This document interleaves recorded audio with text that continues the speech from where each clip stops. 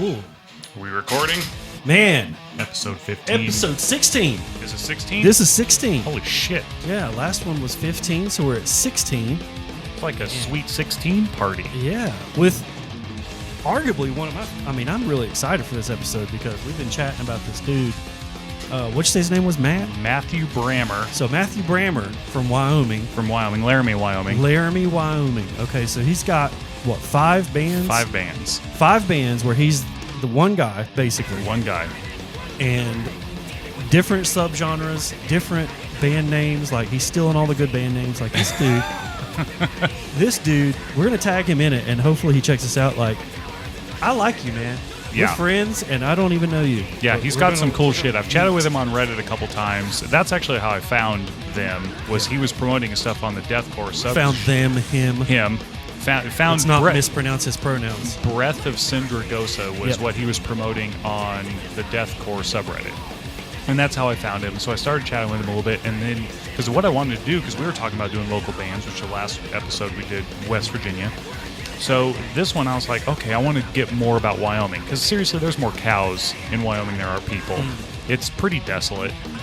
So I'm like, how much metal is coming from Wyoming? He said that there's some. I don't really know But, any. I mean, so he sent me links to his stuff. Lo and behold, he's the sole member of 5 different metal bands, ranging from metalcore, thrash, black and deathcore, just kind of covers all sorts of different ranges. And so we're going to listen to 4 of his 5 bands today. And he fucking rips it, dude. And we're also going to be drinking some whiskey from Wyoming. So Laramie, Wyoming is about 85 miles from where I grew up, which is Pine Bluffs, Wyoming, which anybody who knows, it's the last town on I-80 before you enter Nebraska, about 7 miles north of Colorado. Well, right before the COVID pandemic, Pine Bluffs opened up a distillery, Pine Bluffs Distillery. So, however, when they first opened and the pandemic happened, they decided to use their efforts. Instead of making whiskey, vodka, and gin, they decided to make hand sanitizer. So they initially did that to help get through the shit show that we all endured during that time. And then after that, they started bottling whiskey. So this is their 3-year wheated bourbon. It's 60% corn, 20% wheat, which is what I grew up raising at my family farm, and then 20% malted barley. They get all of their grain within a 30-mile radius of the distillery. So it comes from mostly Wyoming, but probably a little bit of Colorado, a little bit of Nebraska, I'm guessing. They have several different products out there. I have their wheated bourbon. I have their rye. They have a specialty 5-grain and oat whiskey that's coming out this month in August, and I'm hoping to be able to have someone at my hometown be able to grab me one of each. And they do a pretty good job, man. This is a 3-year age statement. I have their 2-year age statements, so every single year they're getting a little bit deeper into the mix. They're non-chill filtered, so they don't take out the cloudy or the haziness. They've got a pretty good setup, a really neat farm to bottle story, which I think is where you're seeing a lot of the conscientious places going. I know Redwood Empire from California does a similar thing. There's a lot of it almost craft seems sort of like out there that are the doing craft that. explosion. Exactly. Taken after the craft beer revolution. Exactly. That happened. Exactly. Having a story behind your product. So, yeah, today it's all about Wyoming. It's more than just wind. It's more than just shitty weather and assholes. Got some good metal and got some good whiskey today. Indeed. So let's get right into it with Sir Matt Brammer's first, or I guess this is his latest project, Breath of Syndragosa. Yep. On the deathcore subgenre. Okay, so this song is called World in Flames, and it is on the album Shadow Flame. Just came out this year. Real excited for this, man. Fuck! What an ass whipping. So, my wife's from California originally, and we met in Colorado. Moved to Wyoming, and someone asked her one time, how would you describe Wyoming and the people? And she said, the people are as harsh as the weather. And this, I mean, however, I spoke with Matthew a few times via the internet. Dude, this is great. And this guy is not hard. He's just a cool dude from what I've been able to gather. And I would love to have him, talk on the show we could do like a call Zoom in or call something. Yeah. I'd love to talk to this guy. I asked him if he drank whiskey to give us some insight. He said he doesn't drink anymore, but that's cool. I'm not going to disregard that piece, but we definitely want to drink some whiskey and listen to your shit. Yeah, hell yeah. And listen to your, God, what wrist. This guy's amazing. One dude. So he's programming drums and playing bass and all the shit. Yeah. Incredible. Yeah, from what I understand, he plays all the instruments and then he does help with drum programming, but I don't know, maybe he actually plays drums too. I just haven't been able to get down that rabbit hole with him, and I like the symphonic. Oh, dude, abrupt.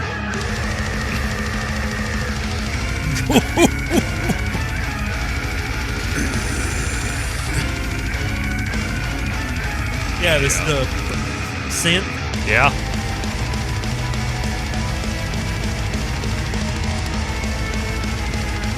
God, what a cool dude. And this is a good drink, man. This tastes great. You're not going to be able to pick this up in Charleston, but it's good, right? There are some, so that's one thing I've found. Originally, I thought that West Virginia did not allow whiskey or spirit shipments, but there are some companies that have worked it out with West Virginia. So if you can find a company that does ship this product, you could probably find it. Yeah. Maybe the liquor store on Patrick Street. Yeah, they might be able to get something. I know that if you order from them, they have to order a whole case, and if they don't sell it, the person who requested is responsible for buying the rest of it. So there's no pressure there. Yeah. Well, I mean, how long do you get to sell it? I think that probably depends on how close you are with the owners. Yeah, I guess so. So, let's talk a little bit about our adventure to the distillery. Oh, man. Last weekend. So good. And one of the things we learned about, which I think you already knew about before, but I never thought of it, was, while the whiskey is in the barrels, there's when they fill them up with a full 53, they bunghole it and cap it, and then it goes off and it sits for ever how many years. Right. I never thought about how much would evaporate from it, because they're in a sealed barrel, and I guess I just never really thought of that. But as expanding and contracting to get the flavors, there's also the angel share, as they called it, because it just evaporates into the sky. And we got to see the line in those barrel staves where check out the picture. Showed how deep into the barrel it went. Yeah, dude, he fucking gets some. So we're seeing right he does. We're seeing how deep the whiskey goes into the barrel stave, and environment plays a huge role. Mm-hmm. So if you have a lot of hot-cold contraction, that's going to change. I mean, everybody knows during the summer months their door swells, so it's a little harder to shut if it's a wood door. And then during the winter months, it contracts, it swings wide open, not any problems, may not even latch, depending on how much expansion contraction you have. So same thing happens with those barrels. They're wood barrels, so there's definitely that element. And if you unfortunately have a leaking barrel, which you obviously don't want to have, right? What were they called? Coopers? Yeah, Cooper. So a Cooper is the person who actually makes these barrels, and they have people on staff who go through and they'll find if there's a little leak, and they'll put a wedge in it. Yeah, put a little wedge in it and make sure it's all tight and sealed up. So here's a picture of the staves that show the ring of and you can see the red how line. How far it goes into, how far the whiskey actually goes into the wood. And they were talking about Pappy 23, because we did go to Buffalo Trace, and they said Pappy 23, where they pulled 10 barrels one year, and 6 of them were completely empty, because after 23 years they just didn't have anything. So you think about, if you ever wonder why certain whiskeys are so expensive, this is why. Because the fucking angels steal it. I mean, they got to deal with our shit, so I guess. And somebody's got to get drunk, right? And if you pull in 23, if you put in 53 gallons and you have 6 left insane. over, which they said was a good outcome, that's a lot of loss. You put in 53 gallons of whiskey into a barrel, and 15 years later, you've only got 6 gallons. It's no wonder they cost $1,000 a bottle. Right. So... secondary market, but we'll have that conversation. And we'll talk about that later. The End of Hope. This track is by Matt Bremer's band, 6 Below Zero, another cool title. Yeah. So yeah, man, let's check out The End of Hope. Which, if you've ever been to Wyoming, 6 Below Zero is not abnormal. Right? Yeah. Shit, dude. It's grungy. That's a dirty tone. I love that. Whee! That's a great pinch. So I did notice when I was researching more of his albums in their time frames. If you look at COVID for him, he put out, between his 5 bands, he put out something like 8 or 9 albums in 2020. Yeah. It's ridiculous. That's crazy because, like, his production quality is really good, too. Well, I mean, if you're isolating, he's the only person in the band. True. You've got some creativity, and all you're doing is just producing music. He's a fertile guy, man. He's the OJ of Wyoming. I'm telling you. And it's just cool to have such a broad spectrum of sounds that you're going to hear from him in the 5 different bands. Because, I mean, you could tell it's his voice, but just he's got his own sound with each band, which is really cool. Yeah, you know, it's funny you mentioned Wyoming after we discussed the title of this, but 6 Below Zero and The End of Hope. Does that sort of correlate with Wyoming? Is that why you're in West Virginia? That's why we moved here, is because my wife's like, I can't stand this shit anymore. You know, we lived there in Wyoming for 5 years. I was born and raised there. So, but from Sacramento to Wyoming, because she's from Sacktown, right? So she started in Sacktown. She moved to Minnesota for a bit for school. And she's lived in San Diego, Sacramento, and Humboldt County, so like the Redwood area. So she's lived all over California. She lived in Minnesota. She's lived in Seattle. She's lived in Colorado, Wyoming, and now we moved here. So she's been all over the place. And you managed to wind up in Charleston, West Virginia. It was a dartboard, man. So she worked for the federal judiciary, and West Virginia had the highest number of pelvic mesh deals during that time, and so she was just looking for a job transfer, and West Virginia was the first place to give her a call, and so we just tried it out. We moved here knowing no one. We bought a house online, and here we are, man. And I'm glad to be sitting here with you, man. Happy to. We met through nursing, like we said before. Yeah. Man, Dude. he just freaking throws it down. So that is 2.5 minutes long. You notice that song was pretty fucking short. 2.5 minutes long of just an epic beatdown, man. Which is, I think, your favorite approach. Yeah, I mean, One of your favorite approaches. I like the 3 to 4.5 minute range. When they start to get a little bit longer, it's not that I lose focus. Like if they've really got my attention, I don't mind it. You know, my favorite band of all time, Metallica's got several songs that in the 9-minute range, yeah, 8-minute range, 5, 6, 7, 8, 9 minutes. You know. There's even the most recent record they put out. They have an 11-minute song, and it's fun to listen to all the way through.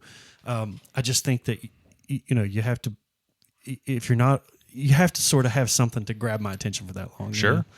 And even like Led Zeppelin, we had a Led Zeppelin track that was 10 minutes long. Yeah. So, which made me laugh. We started that one episode off, and that's the first song you throw on that episode was a 10-minute that's typically not song. my favorite song length, but. You know, like I said, man, if it can get you, it'll get you. So let's check out Underrot, which is another Matt Brammer band. And my goodness, what another cool title for a band, Underrot. Yeah. That's badass. Rotting Souls is the title of this one. It's on his record, Demons. Let's check this out. And I did choose some of his more recent releases on... totally different sound. Mm-hmm. Definitely different tone with the guitar. That sounds like black metal tone. Is that what we're about to get? This one does tend to have a little bit more black metal, and if I remember right, with the big, it sounds like timpanis. Yeah, killer, dude. A good timpani sound, man. Yeah, man, that's timpanis. You don't hear timpanis much in metal. No. Well done, Matt Brammer. Bringing some uniqueness. Simple riff. I dig that. It's the same cadence, I think. Just dropped a whole step lower. It's got killer pipes. I've never physically met him, but looking at his pictures, he looks kind of like, your skinny metal guy who, I He looks like Alexi Leho. I'll put the picture right here. Okay. Dude, this cat looks like Alexi. I'm gonna put, like, a matter of fact, here's Do it Alexi. side by side? Here's Matt. Yeah. Okay. Wow. I love that you do the editing. I appreciate it. I'll bring the whiskey. You provide the metal. We're solid. Yeah. He's totally wild. He's just such a talented guy, man.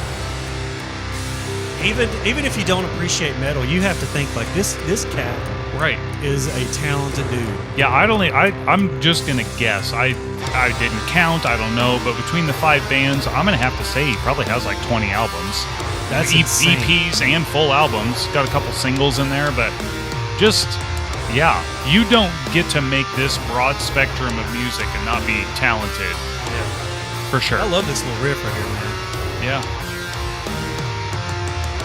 Like I said, it's the same cadence. He just drops it a whole step down.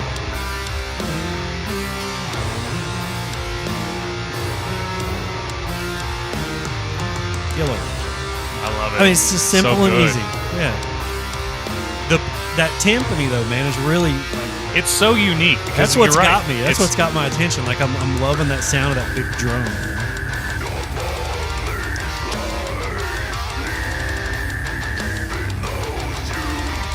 Sweet riffs. Big ride cymbal.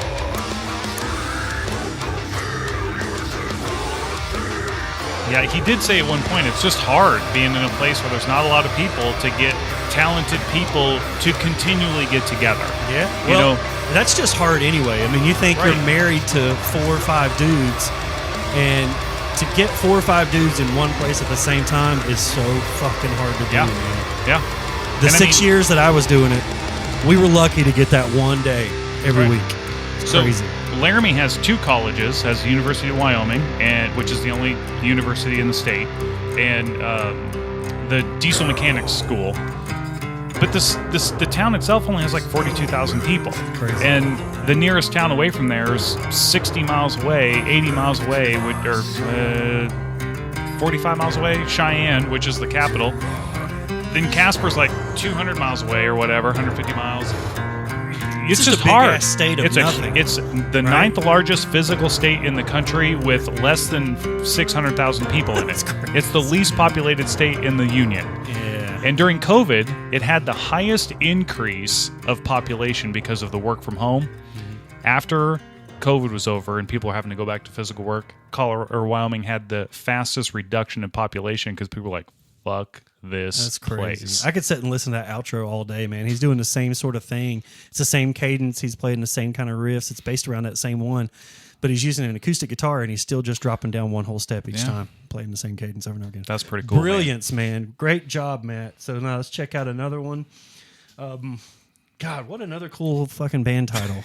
Silence Before the Storm. Yeah. That's great, man. That's great. And I would imagine it probably comes from maybe a tornado or something. I mean, tornadoes aren't that common in that part of Wyoming. There was one, I think, that came through Laramie in like 2007, 2008. Can definitely have tornadoes. I've seen tornadoes there. Ran from tornadoes in a tractor. That's always fun. You're doing like 7 miles an hour. And what the fuck am I going to get away from this thing? I'm going to put a visual of that right there. But, I mean, blizzards in Laramie. So the coldest Amazing. I've ever been in my life. My brother went to school there. We went outside. We were hanging out, playing video games, probably smoking too much, whatever. And he goes, "Hey, do you want to feel the coldest thing you've ever felt?" And I said, "Sure." And we went outside, and it was 42 below zero. My goodness, dude. It was snowing. I don't know how at that temperature, shit. and it was 70-mile-an-hour winds. So wind that chill had to factor. be like arrow piercing. So we went outside, and if you've ever stepped in snow that is that cold, it cracks. It is the most ominous sound ever. So storms in Wyoming, I mean, I remember being out of school for over a week because we had a 12-foot snowdrift in our driveway. My God. You know, so definitely storm can happen there. Silence Before the Storm, man. This is going to be cool. I know it is. This riff reminds me of the intro to Vortex by Megadeth. I was going to say, definitely have more thrash feel. Yeah. For sure. Thrash groovy.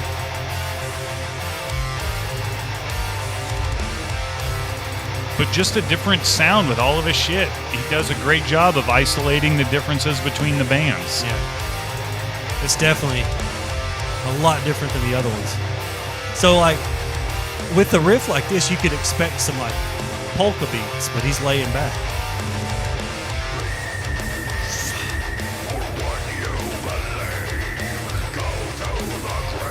I just wonder I always found it difficult. Like, in my first band that I had, I wrote lyrics for the songs, and they were horrible. You know, I mean, I'll just be straight up. I can't write lyrics for songs. I mean, maybe I could now because I'm, you know, older and smarter. Back then, I don't know. Like, I don't know what it really takes to kind of, like, I can think of a story, but I don't know how to put it on paper. Sure. So I applaud the people who can play the instruments and write all the words. And, like, this dude is just killing with all his stuff. Like, how do you write 20 albums worth of words and not be saying the same thing twice? I mean, I don't know. I mean, a lot of bands are talking about the same topics, but I don't know. It's just interesting. So I believe it's like the Metal Encyclopedia, and I also look on Spirit of Metal. They will give you what the band's genre is, and also the themes of each band. And definitely the themes on his stuff it's a range depending on the band. So some of it's a little bit more political, some of it's more spiritual, some of it's more like end of days type of typical metal atmosphere. topics. Yeah, typical metal topics, but they're definitely more categorized depending on what subgenre you're in. One thing I thought was fun about technology these days is you can go on any AI site and tell them what you want to talk about, whether it's politics, like you said, end of time, Armageddon type shit, whatever your topic is, and they'll write the fucking lyrics. Oh, yeah.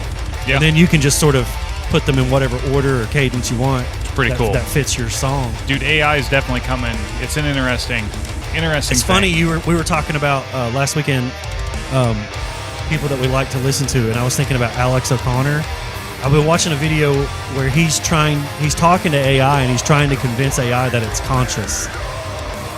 And he's pretty convincing. Like, at the end, AI was like, you know what? Yeah, I guess maybe I am. You know? Well, that's how sci-fi movies start. I'll shoot you that link, man. It's pretty fun. What a great riff. I like that double bass fill. Dude, you can't beat open notes, dude. They crush. Open notes in a pattern. Genius. Well, between last episode and this one, I'm glad we introduced each other to some local shit, man. Yeah, dude, for sure. A lot of cool shit to listen to. Yeah. And Well- I'm inspired to try to find any other band that's from Wyoming. So he sent me a list of bands that have retired. I'll send it to you. But there's a couple bands from Casper and whatever, and they're on Spotify. They were his Spotify list of Wyoming bands. I wanted to highlight him specifically just because he's active. Yeah. And it just fascinated me that he had 5 unique bands that, I mean, I love Breath of Syndragosa, and then to see that he had 4 others, I was like, holy shit. That shit's tough right there, dude. Yeah.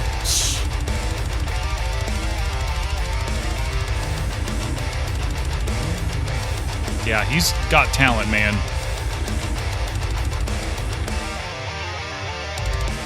Nice.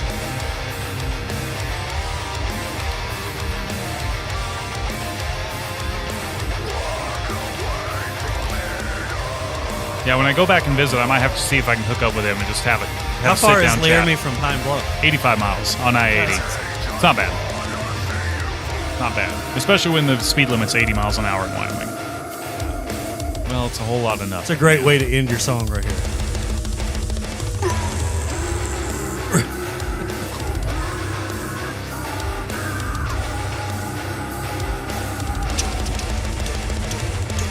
Killer.